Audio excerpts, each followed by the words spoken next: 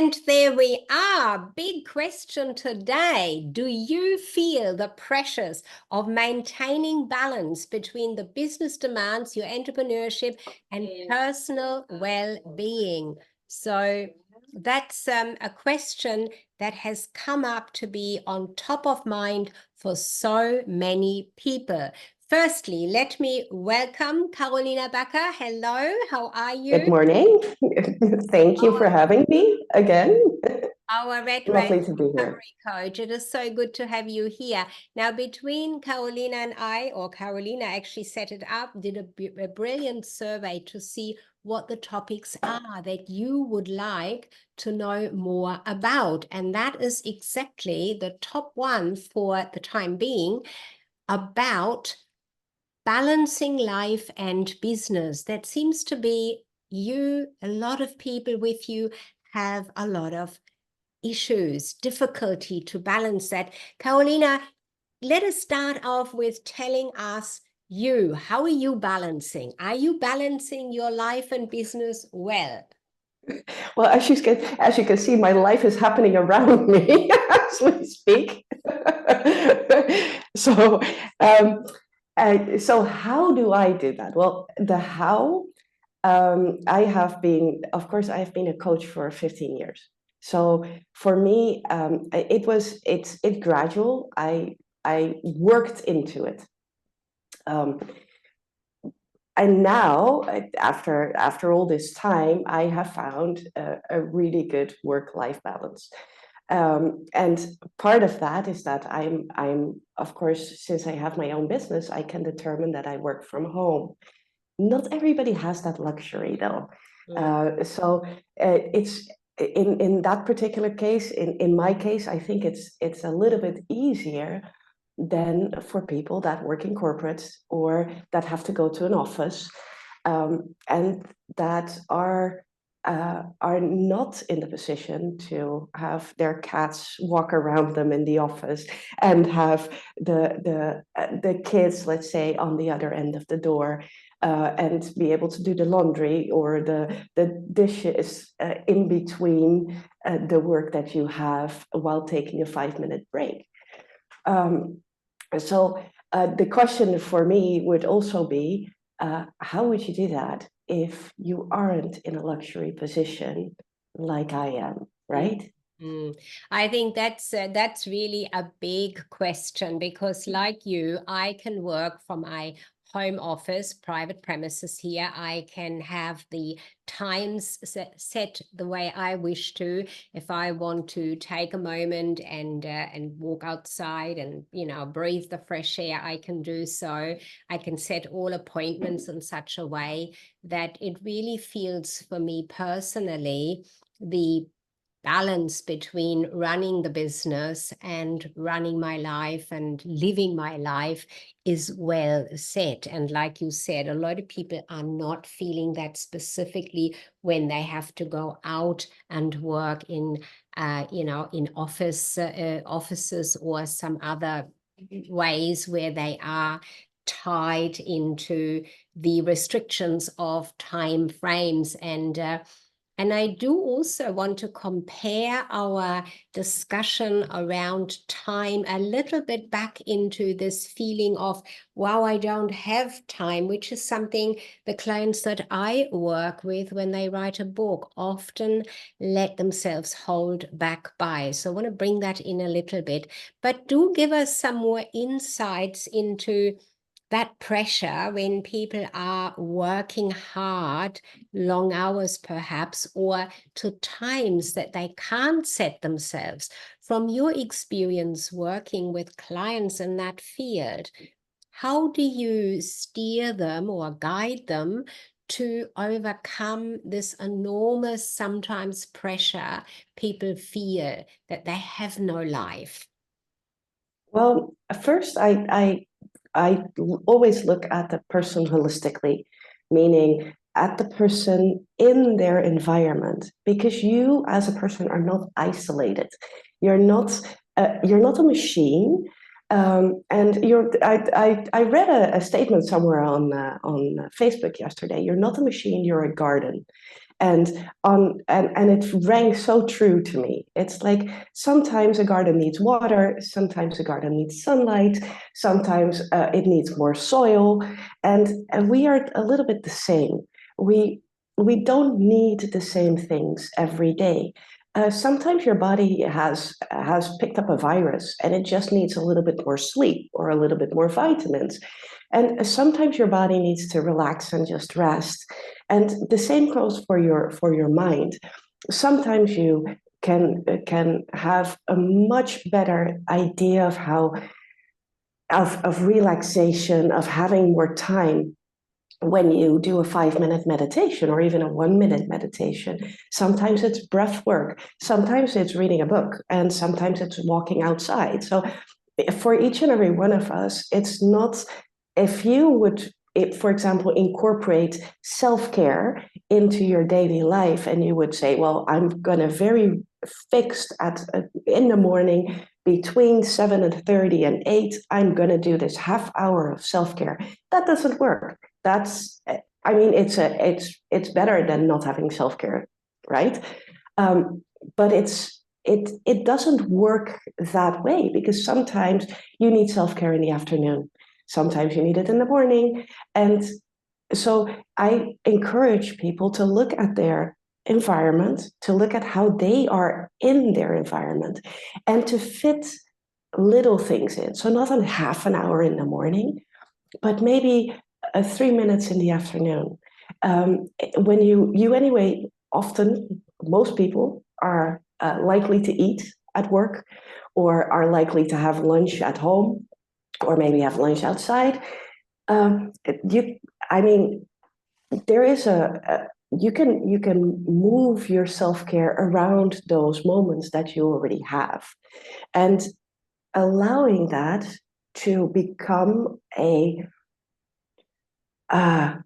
moment of where you nourish your body and then also nourish your mind, and combine certain habits so that they are easier to follow through with.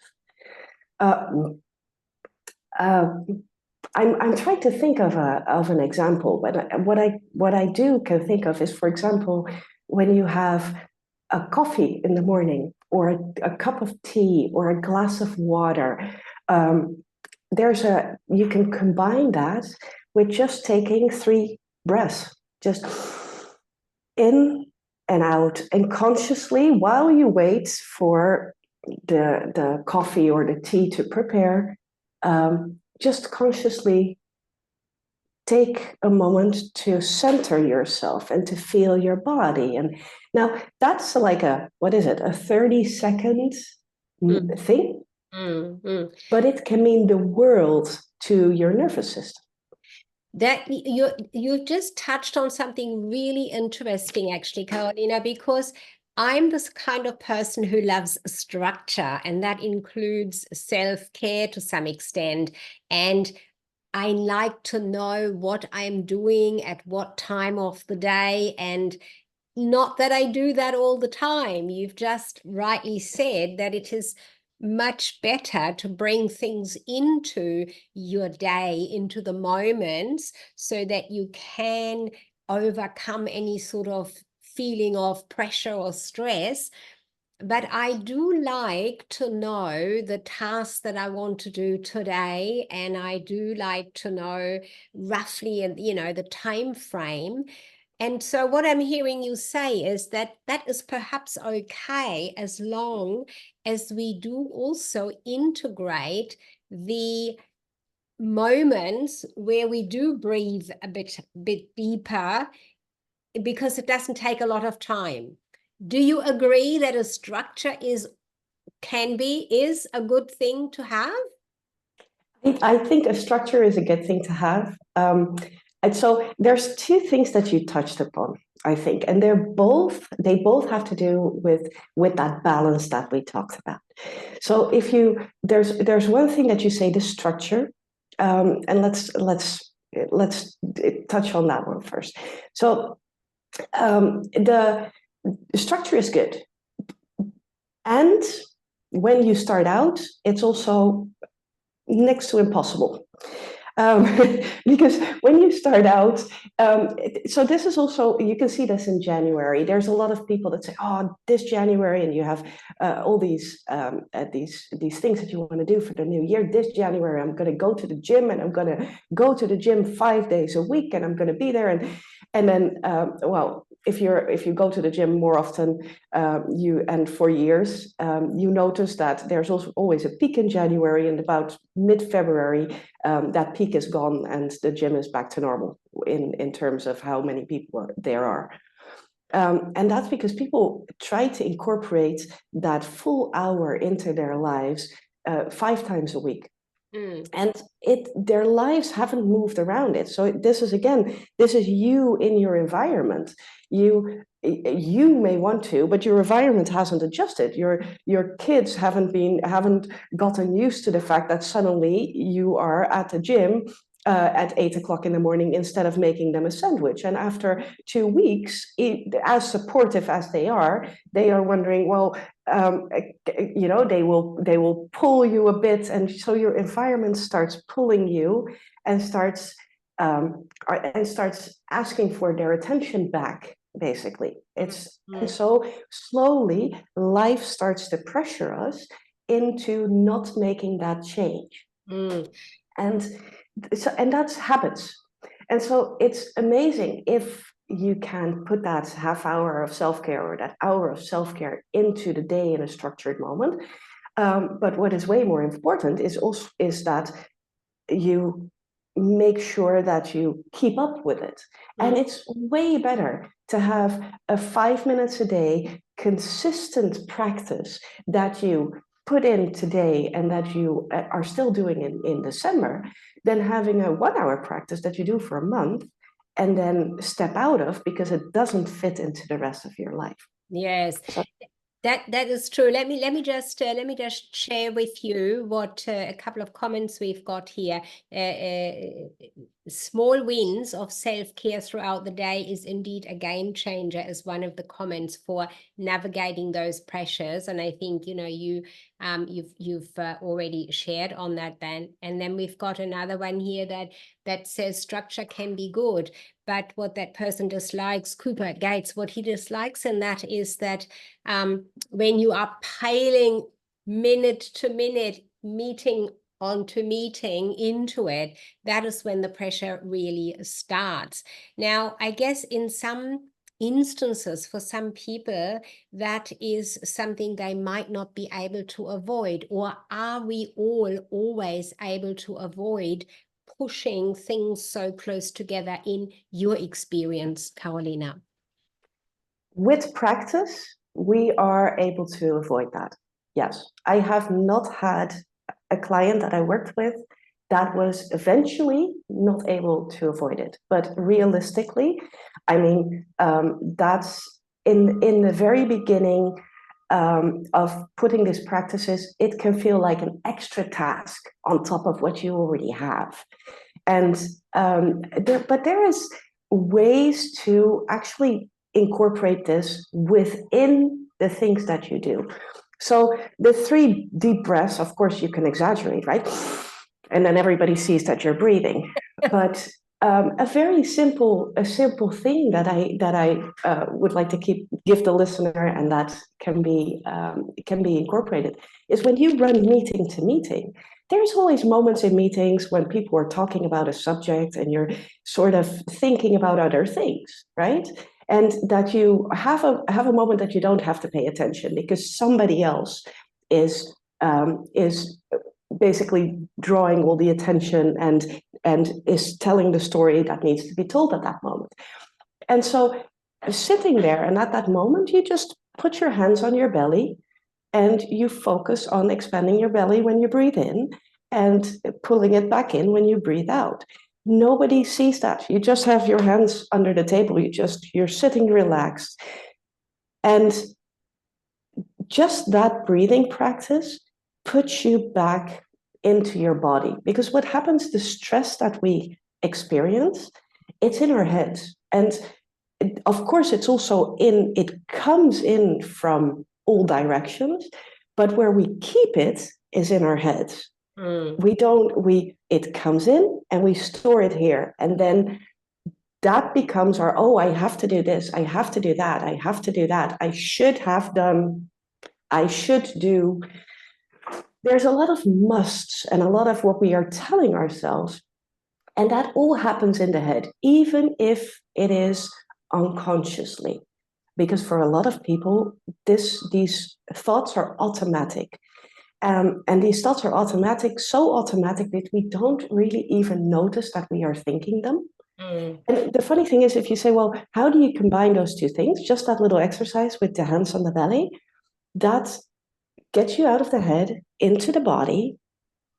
And that's a reset. That's a short reset.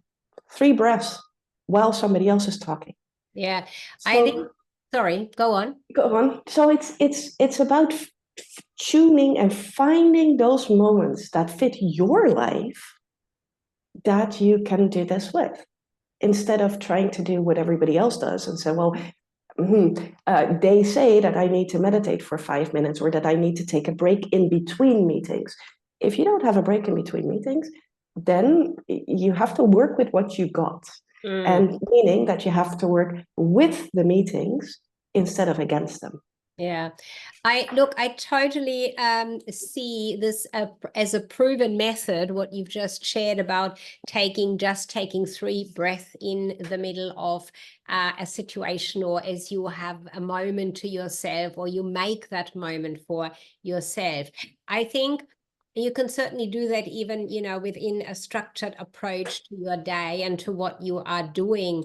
And I think the combination of having that structure, but being also very aware that you can do things other than just follow it totally to the structure that you have. When the moment arises and you're feeling like, wow, this is too much, there's pressure there, I have to do more, or I have to stay focused, or run to the next meeting. So I think that is a really fantastic and very actionable step and tip here from you, to take breath, 3 breaths, any time in between whatever you do, just to get back to yourself, your inner moment of calmness, I guess one could really say, isn't it, in that way. So the overall feeling of being stressed out, or bringing that well-being component into our day, it's really something of high importance, because if we're not aware of that and doing it, this moment of burnout comes very quickly to some people. Oh, absolutely. Yes. Yes. So, well, and we have to realize that a lot of it's a lot of our stress, it's ours, but we also kind of inherited it. So if you look at, again, the person in their environment, we see other people being stressed. And I remember this from the time that I worked in corporate. It's like everybody is stressed. So you think it is normal, right? You consider when you tell your coworkers, oh, I feel a little bit stressed this week, the usual response is, oh, really? Only this week? I've been stressed for the entire year already. And so it's almost like oh, it's normal. It's not. It's common. It is common to have stress, but it's not normal. And being in that environment and seeing that everything around you, everybody around you being stressed, being hyper busy, working long hours, it almost makes you feel guilty. Now, that also comes from our history. So if you look at just the history of this generation, the working generation at the moment, if you look at the previous generation, so the people that are retired right now, they worked in a completely different environment. And I feel that we are now in a tipping point where we have learned from our parents, because we've seen our parents work that hard. And we've seen our parents, had much less AI, artificial intelligence, much less machinery, to work with. So everything was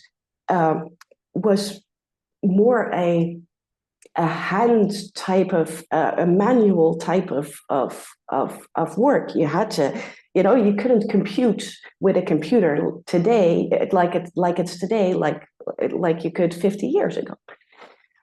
So there was all that. We were still raised with that. And I feel that now there's sort of this tipping point happening where we say, yeah, but now we have all these machines that do 90% of the work for us. So why are we still working like we don't have these machines? And so you can see that another generation is now coming to life, basically saying, but hey, I would really like to see if I can combine all this new goodness and put it into my working life so I can have a better work-life balance. So yeah, we're in a tipping point, I believe. That's really really good that you can see that you feel that is there, because I think once we have that in top of our mind, that there is a tipping point, that things can be different, that we can change things, and that they already are in the change, it makes it a lot more positive for us in general to move forward. And I think as entrepreneurs, when we take up a business, we decide we go into business and not work for someone any longer. That in itself has already been a big step for many people.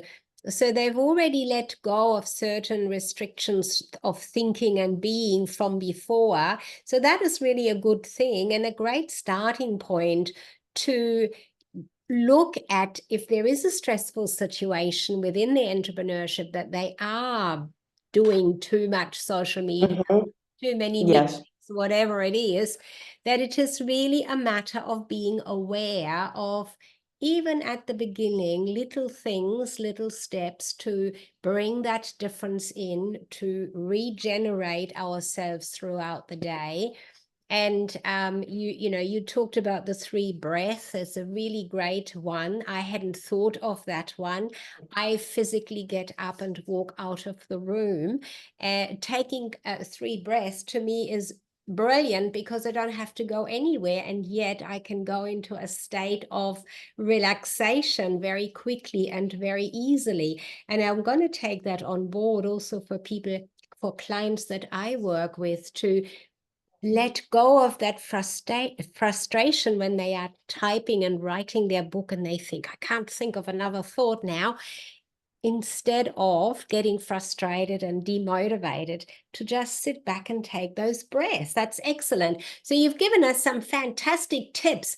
What other little things did you have on your list of sharing today, Carolina? I'm not wanting to put you on the spot, but I know that you're That's okay. Excellent with those tips that you have ready for us. Well, what I always say is everything starts with awareness, right? You cannot change what you don't know, or what you don't want to see, or what you can see, because often we want to see it, but it's so close to us that we cannot see it, or it's surrounding us, right? A fish doesn't know that it's in the water. That's basically the thing. So everything starts with awareness, and one of the really big awareness things is just to whenever you feel like uncomfortableness usually comes in the body first. You get a little bit of a knot in your stomach, or your shoulders start to tense, you start to sit like this, or you have a pain in your neck. And so it usually starts in the body first, or it starts with an emotion. You suddenly feel sad, or you suddenly feel angry, or you suddenly feel an emotion. Behind those emotions and behind those physical sensations is a thought. And we have what we call thought distortions. And it's thoughts that our brain generates because it starts to get into survival mode, or it already is in survival mode. Now, when we have stress, our brain goes into survival mode. It wants to get rid of that stress as fast as possible. Now, the brain doesn't really have the brain is not there to make you happy. The brain is there to keep you alive. And so the brain will always go back to its comfort zone. And the comfort zone is not always the comfortable zone. That's something different. So the zone where you're comfortable is not the comfort zone of your body and your brain. So when you feel that you're not comfortable, realize that have some awareness. Think, what is the thought that went right before I started feeling uncomfortable? What is the thought that came up just before I started pulling up my shoulders and sitting, tensing my body and sitting in front of my computer like that? Once you have that thought, realize that it's a survival mechanism. And with that, you can also say, okay, I have the survival mechanism. What can I ask myself that is different? And I call these empowering questions. So when we have a thought distortion, it's very often we have a thought like, why can't I do this? Why am I not understanding this? So we very often have this not, or I should have done that. So we have a must. And just asking yourself an open-ended question like, how can I solve this problem, will kick your brain into a different gear. And in the beginning, it's going to take a little bit, it's like an old machine. You taught it to run in a certain way. And so in the beginning, it's going to be a little bit difficult. But at some point, if you keep asking yourself those thoughts, like, what can I do today to make this better? What knowledge do I have to put in this situation? What experience can I bring to this meeting? At some point, the brain will start picking up and it will start thinking, oh, wait, I know these questions. Let me give you an answer. And it will start generating answers for you, which gives you an instant moment of, oh, wait, there is something I can do, and a positivity. That alone, well, and then combine it with the 3 breaths if you have that option. This is all things that happen and nobody has to see. You don't have to pause. You don't even have to walk slower to your meeting room to do this for yourself. Absolutely excellent. Let me recap on what you have shared there. There is so much in it, and the time. Sorry, yeah. We're going so quickly on the timing. I want to recap on that because it's been excellent tips there that you've shared with us. So the pressures of maintaining this balance between business demands and personal well-being. There is a whole range of things really that we can take on board and work on. And the more we use little measures like taking 3 breaths in between or as we do something else, nobody can see that. It is really, doesn't take a lot of time. It's a very, very wonderful action to be able to take, and it can really make all the difference for us in terms of bringing ourselves back into the moment, taking charge, taking control of what we are doing, and as you said, practicing it, so doing it over and over and asking ourselves these open questions where the mind has to dig in there and think, oh, what is the answer here? What is the solution here? It can really make a difference, certainly over time. Have I left anything out? Have you got some parting thought for us to share as we close on our discussion today, Carolina? Not at all. Maybe just share that. So I just shared about the empowering questions, and let me show people. I have on my phone, on my startup screen, I have this question, which is, ask yourself, what would I like to think about myself and my business today? And I look at this because I have had it on my phone, I think for 3 years already. Excellent. And say that it's again. a wonderful thing. What was the question? What would I like? The question is, ask yourself, yeah, what would I like to think about myself and my business today? Love it. And it starts up your day with, all right, if I, with positivity. So maybe that's the thing. Make a screensaver that is on your phone and look at it. And I know that it was, for me, it was a very nice for this exercise. Also creating that question and putting it in and doing all the technical stuff around it was really nice too. And now it's on my phone for forever. I encourage everyone who's watching, who's listening, who's watching this later as a replay, listen to this again. I won't type it out. I'll let you listen to it several times so that you really hone in on your listening skills as well. Thank you, Carolina, for chatting with me again today on this topic that came up to be a really important topic for at the survey that we did recently. And we will all come up with some more in not too far off future. Thank you and have a fantastic day. Have a great day. Now.